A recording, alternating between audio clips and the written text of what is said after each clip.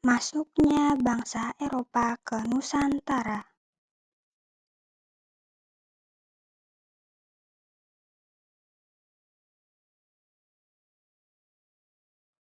Penjajahan bangsa Eropa di Nusantara dimulai pada abad ke-16, dipicu oleh pencarian rempah-rempah setelah jatuhnya Konstantinopel ke tangan Turki Utsmani.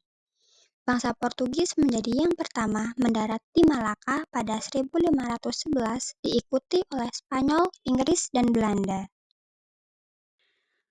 Portugis merupakan pelopor yang mendarat di Malaka pada tahun 1511 yang dipimpin oleh Afonso de Albuquerque.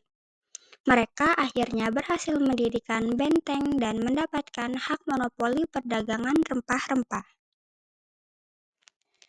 Setelah Portugis, Spanyol menyusul dengan mendarat di Tidore pada 1521, dipimpin oleh Ferdinand Magellan, yang juga mencari rempah-rempah.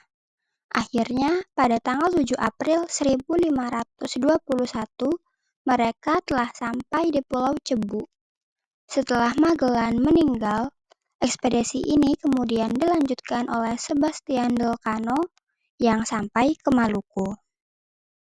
Sebelum datang ke Nusantara, para pedagang Belanda membeli rempah-rempah di Lisabon. Pada waktu itu, Belanda masih berada di bawah penjajahan Spanyol.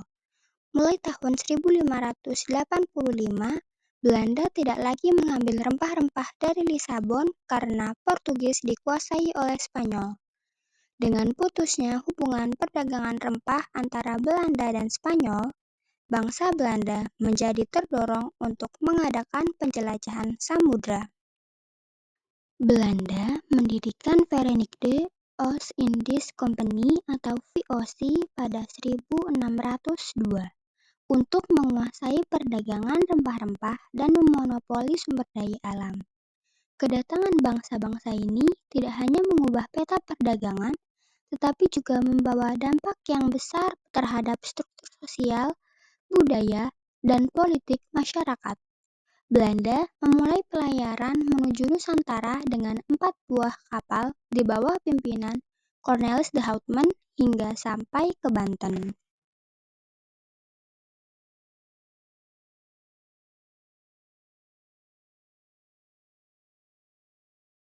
Baik bangsa Portugis ataupun Belanda menguasai jalur perdagangan. Hal ini membuat perdagangan lokal yang sebelumnya bebas menjadi terkendali oleh monopoli Eropa. Kedatangan Portugis dan Belanda menimbulkan perang dagang, perebutan benteng, serta konflik dengan kerajaan-kerajaan lokal. Beberapa kerajaan seperti Malaka, Maluku, dan Banten kehilangan kedaulatan akibat dominasi politik dan ekonomi Eropa.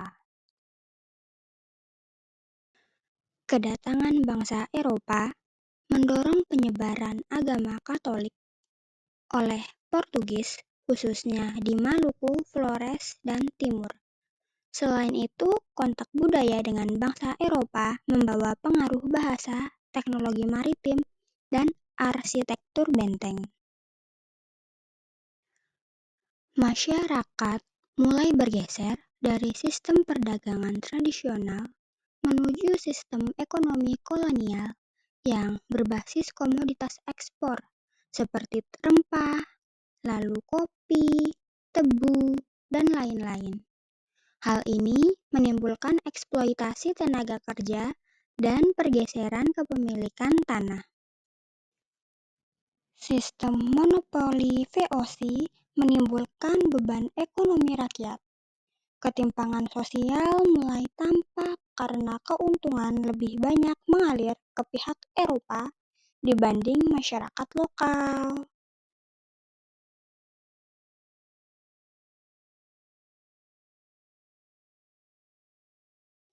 Sebelum masuknya bangsa Eropa, masyarakat Indonesia terdiri dari berbagai kerajaan yang mandiri dengan sistem pemerintahan monarki. Kehidupan ekonomi masyarakat aktif dalam perdagangan antar pulau, dan dengan pedagang asing.